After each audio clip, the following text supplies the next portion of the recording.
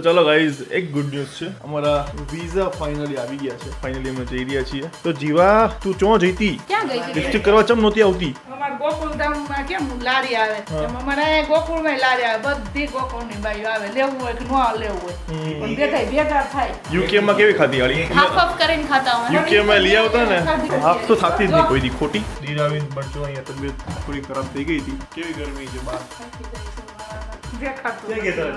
Good morning જય Shri Krishna new બ્લોગમાં welcome છે કેમ છો બધા આઈ હોપ બધા મોજમાં હશો કાલે હતું અહીં અમારે ત્યાં રામા મંડળ એટલે બહુ લેટ થઈ ગયું હતું મારે આંખોમાં પણ જો તમે દેખાતું હશે અને પબ્લિક તો હમાતું નહોતું હો એમણે કદાચ એક્સપેક્ટ નહીં કર્યું હોય એટલું પબ્લિક કાલે થયું હતું અને રામા મંડળ પણ બહુ મસ્ત હતા તોરણીયા ગ્રુપ રામા મંડળ ગ્રુપ હા બધાને ઓલમોસ્ટ બધા એને ઓળખતા હશે કારણ કે એનું યુટ્યુબમાં હારે એવું નામ છે તો બહુ સરસ રીમાં અને મજા આવી અને અહીંયા અમારા જો મેડમ આવી ગયા છે વેકેશન કરીને મામાના ઘરે ગયા હતા બધા પૂછતા હતા જીવા કેમ નહીં આવતી તો જીવા તું ચો જઈતી ક્યાં ગઈ હતી લિપસ્ટિક કરવા ચમ નહોતી આવતી મામા ઘરે ગઈ હતી ઓકે જય શ્રી કૃષ્ણ જજે કર દે જય કર દે કેવી રીતે કરવાનું જજે જય શ્રી કૃષ્ણ બોલ જય શ્રી કૃષ્ણ જય શ્રી કૃષ્ણ બોલો ને તો લીવ કરવાનું નહીં કરવાની બોલે છે એક મિનિટ બોલ તો જય શ્રી કૃષ્ણ કૃષ્ણ અઘરું પડી જાય એટલે ના પાડે રાધે રાધે કર દે રાધે રાધે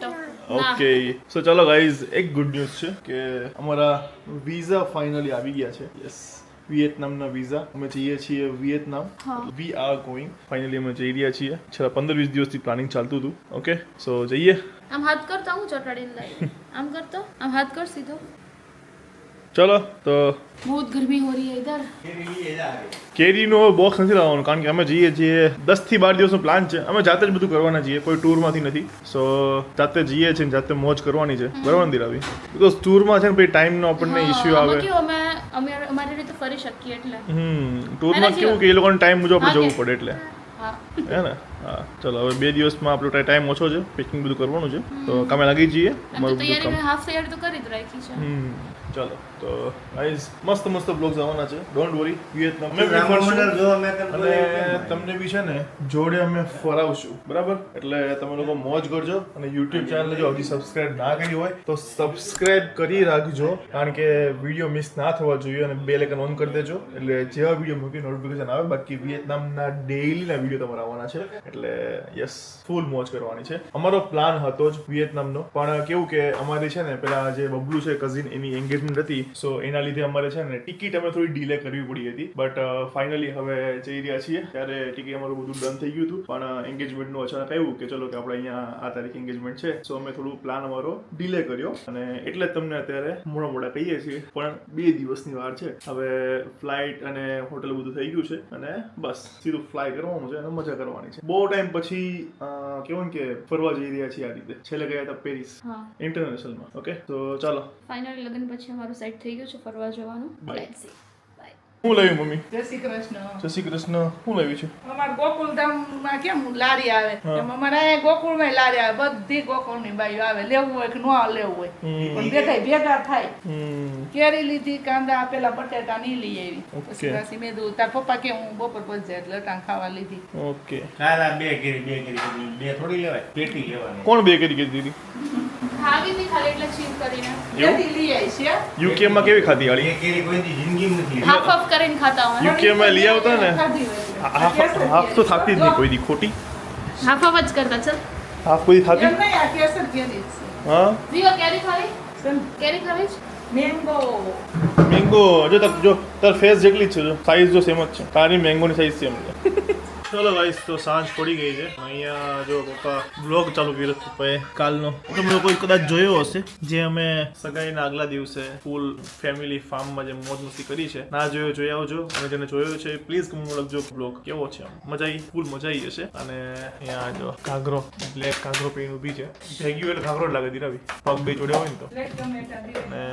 અહીંયા પપ્પા શું મકાઈનો ચેવડો મુકાઈનો ચેવડો અને મમ્મી જો શાકભાજી લઈને આવી છે બધું સરખું કરે છે. દીરાવીને તો મકાઈ ચેવડો ભાવતો નથી, સો આપકે લીએ ક્યાં હે આજ સોચના પડેગા. તું કંઈક બનાવી દે. હું તો કઈ નહીં બનાવી હવા ખાઈ લે. બોલો મમ્મી કેવી ગરમી છે બહાર, થાકી જાય છે ઉનાળાના હે ને? એનર્જી જ ન રહેગા. ફૂલ ગરમી. તમે લોકો બી છે ને ધ્યાન રાખજો. 11 થી 4 તો નીકળતા જ નહીં, અને અમદાવાદમાં તો સેજ પણ નહીં. ORS લેવાનું રાખજો, લીંબુ પાણી બધું પીજો, બરાબર પપ્પા?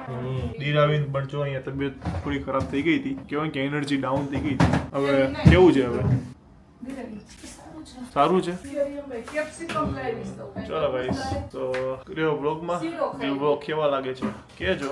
મોજ માર્યો. ચલો પપ્પા, આજનો સુવિચાર આપી દો મસ્ત મજાનો. જય શ્રી કૃષ્ણ. પહેલાં તો આજના વ્લોગમાં હજી તો આજના વ્લોગમાં હું આવ્યો જ છું, સવારે નહીં આવ્યો કદાચ. આજનો સુવિચાર એ છે, કોઈ પણ માણસનું કે કોઈ પણ આપણા કુટુંબિક વ્યક્તિનું સારું કરવામાં આપણે જે ભોગ આપીએ ને, એ મંદિરમાં જે 56 ભોગ ધરાવો ને એના કરતાં સારું છે. સાચી વાત છે. એટલે તમે લોકો ઈ વસ્તુ તો છે ને સાચું કહેવા જેવું ઈ છે ઘણા લોકોને, કે ઘણા લોકો મંદિરમાં ને એમાં દાન અપાય, એમાં ના નથી, પણ સૌથી પહેલા તમારા પરિવારમાં, તમારા આજુબાજુમાં જરૂર હોય ને, સૌથી પહેલા એને આપો. એની માટે ભલે તમે કઈ પૈસા ના આપી, પૈસા નહીં, કોઈ બી રીતે મદદ કરો. કોઈ પણ રીતે મદદ તો ગમે એ રીતે થાય. સાચી વાત છે. તમારું શું કેવું છે મમ્મી આના પર? અટાણે લોકો આપણી કદર તો ન કરે માણસાઈ, એટલે પાછળથી આપણું સારું છે ગમે એવા હોય. એટલે કરેલા સારા કર્મો ક્યારે નિષ્ફળ નહીં જાય.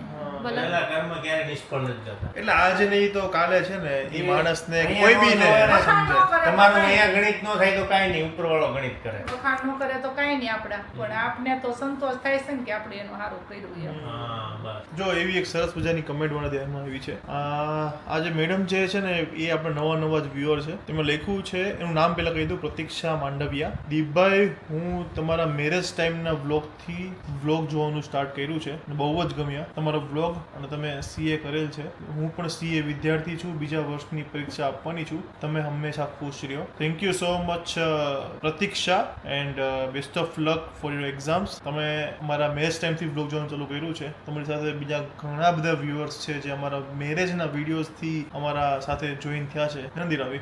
સો થેન્ક યુ સો મચ. તમને અમારો વ્લોગ ગમે છે, સો બસ અમને હું જોતા રહેજો અને સારી સારી કમેન્ટ કરતા રહેજો. અને એની સાથે બીજી બી એક કમેન્ટ રીડ કરી લઉં. હું કમેન્ટ બહુ રીડ ઓછી કરું, કારણ કે મારા ભાગમાં આવતું જ નથી. કેમ? હું શૂટ કરતો હોય, ક્યાંથી રીડ કરું? ઓહો. સો એક છે પટેલ જેનું. સાચું કહું તો યુટ્યુબ પર ઘણા વ્લોગર્સ છે, પણ તમારી જેવી પોઝિટિવ વાઇબ અને ડાઉન ટુ અર્થ નેચર બીજામાં નથી મળતી. એવું જ મસ્ત કોન્ટેન્ટ બનાવતા રહો, અને હંમેશા તમારા સાથે છીએ. સો જેનુબેન, થેન્ક યુ સો મચ. અને યુટ્યુબ પર જેટલા પણ વ્લોગર્સ છે, કોઈનું કમ્પેરિઝન આપણે ના કરી શકીએ, કારણ કે બધાનું અલગ અલગ હોય. કોઈકનો અલગ ઝોનર હોય, મારું ઝોનર અલગ છે. સો બધા અલગ અલગ હોય, એટલે આપણે કોઈને કમ્પેર ના કરે, બધા સારા જ છે. બટ તમને અમારો બ્લોગ ગમે છે જોવા, એના માટે થેન્ક યુ સો મચ. અને કહેવાય ને કે અમે કોન્ટેન્ટ છે ને કોઈ દિવસ વિચારતા નથી કે શું બનાવીએ. અમારી જે રિયલ લાઈફ છે, જે લોકો અમને પર્સનલી ઓળખે છે, જે લોકો અમને પર્સનલી મળેલા હોય, કારણ કે ઘણા લોકો અમને મળેલા બી હોય છે, તો પ્લીઝ કમેન્ટમાં લખજો કે અમે વ્લોગમાં છીએ એવા જ પર્સનલી છીએ કે નહીં. બિકોઝ અમે તો છે ને ફેક બનતા જ નથી, જેવા રિયલ લાઈફમાં છીએ ને એવા જ વ્લોગમાં હોઈએ છીએ. સો બસ અમને મસ્ત મજાની કમેન્ટ કરતા રહ્યો. કમેન્ટ કરો એટલે મોઢા પર અલગ પ્રકારની સ્માઇલ આવી જાય. ઓકે, સો ચાલો, થેન્ક યુ. ચલો તો હવે નેક્સ્ટ કમેન્ટ મમ્મી રીડ કરે છે. આ કોમેન્ટ રીતુ પટેલની છે. જય Shri Krishna Deepbhai and all family members. દીરાવીદી પ્લીઝ રસોઈના વિડીયો બનાવો ને. દીપભાઈ, તમારું ફેમિલીમાં બધા મેમ્બર્સ અમેઝિંગ છે. જો તમને બધાને વિડીયોમાં જોઈને પોઝિટિવ વાઇબ્સ આવે. And my favourite couple Deepbhai and દીરાવીદી. તમારી બધી ઈચ્છા ઠાકોરજી પૂરી કરે. Thakorji bless you guys. Thank you Rituben. સારું કહેવાય. પણ રસોઈના વિડીયો તો હવે જોઈ છે. જે કમેન્ટ વાંચી ને એને ચશ્મા વગર વાંચી છે, એટલે ચશ્મા દેખાતું ક્યાં ગયા તારા ચશ્મા? હે ક્યાં ગયા? ઈ હવે લઈ ગઈ હતી હું આરે, પણ ક્યાં મુકાઈ ગઈ ખબર નથી. મળ્યા જ નહીં મને. આજ મેં ગોઈતા ખોવાઈ ગયા. બેતાળા નંબર છે, દેખાય ઓછું, અને આમાં હાવ ઝીણા અક્ષર હોય. એક કમેન્ટ છે અમે જોઈ હતી, મેં કીધું ક્યારે લો લઈ દો અત્યારે. તો ઘણા બધા કન્ફ્યુઝન હોય છે, ઘણા બધા ક્વેશ્ચન કરતા હોય છે, એના આન્સર સ્ટાફ આપી દે છે. આ તમને વિડીયોમાં આપી દો કે ડીગ્લોની પ્રોડક્ટ પ્રેગ્નન્સીમાં કેમ યુઝ નથી કરી શકતા. એટલે આ કસ્ટમર જે બી હશે એ લખ્યું છે, એમણે નામ ખબર નથી, રેન્ડમ છે. સો ડીગ્લોની પ્રોડક્ટ કેમ પ્રેગ્નન્સીમાં યુઝ નહીં કરવા એવું તમે લખ્યું છે. તમારી પ્રોડક્ટ તો કેમિકલ કેમિકલ ફ્રી છે તો યુઝ ના કરી શકાય. સી પ્રેગ્નન્સીમાં યુઝ કરવાની ઘણા લોકો યુઝ કરે છે, એવું નથી. અમે સજેસ્ટ નથી કરતા. રીઝન કારણ કે જો કંઈક સાઈડ ઇફેક્ટ થઈ હોય તો પછી બધું આવે અમારા ઉપર. પ્રેગ્નન્સીમાં શું હોય કે જે ઓબ્વિયસલી બધી વુમનને ખબર જ હશે, આ કદાચ કમેન્ટ કરવાવાળા ખબર નહીં કોણ હશે, પણ પ્રેગ્નન્સીમાં હોર્મોનલના હોર્મોન જે ચેન્જ થાય ને એ ઉપર નીચે બહુ એટલે અલગ લેવલમાં થાય, તો એના લીધે સાઈડ ઇફેક્ટના ચાન્સ અલગ જ થઈ જાય. એટલે જે બી એમને કહે ને કે ભાઈ યુઝ કરાય કે ના કરાય, તો અમે અમારી તો ના જ પડીએ છીએ, પણ અમે એમ બી કહીએ છીએ કે પ્રેગ્નન્સીમાં કોઈ પણ પ્રોડક્ટ યુઝ નહીં કરવાની. બીકોઝ કારણ કે હોર્મોન એટલા તમારા ચેન્જ થાય તો સાઈડ ઇફેક્ટ થવાના ચાન્સ છે ને એકદમ હાઈ લેવલ ઉપર હોય, એટલે અમે ના પડીએ છીએ. બાકી બીજો કોઈ ઇશ્યુ નથી. સેન્સિટિવ સ્કિન વાળાને બી એટલે જ અમે ના પડીએ છીએ, કારણ કે જો કદાચ સાઈડ ઇફેક્ટ આવે તો પછી ખોટો ઇશ્યુ તમને થાય, અને એ મારે નથી જોતું. તમારે એક્સ્ટ્રા કોઈ પૈસા નથી કમાવા. બાકી જેને બી બીજો કોઈ પ્રકારના પ્રોબ્લેમ હોય અથવા તો કોઈ કન્ફ્યુઝન હોય તો 9429920043 વોટ્સઅપ પર મેસેજ કરજો. સ્ટાફ તમારા જેટલા પણ કન્ફ્યુઝન છે એ દૂર કરી દેશે. અને ચલો ગાઈસ, તો આપણે આજનો બ્લોગ અહીંયા હવે ફિનિશ કરી દઈએ. ચલો, તો આપણે આજનો બ્લોગ અહીંયા ફિનિશ કરીએ છીએ. સારો લાગ્યો હોય તો લાઈક, કમેન્ટ, શેર અને ચેનલ સબસ્ક્રાઇબ કરી દેજો. મળીએ કાલે એક સરસ મજાના બ્લોગ સાથે. ત્યાં સુધી ખુશ રહેજો, ખુશ રહેવા દેજો. જય શ્રી કૃષ્ણ. બાય.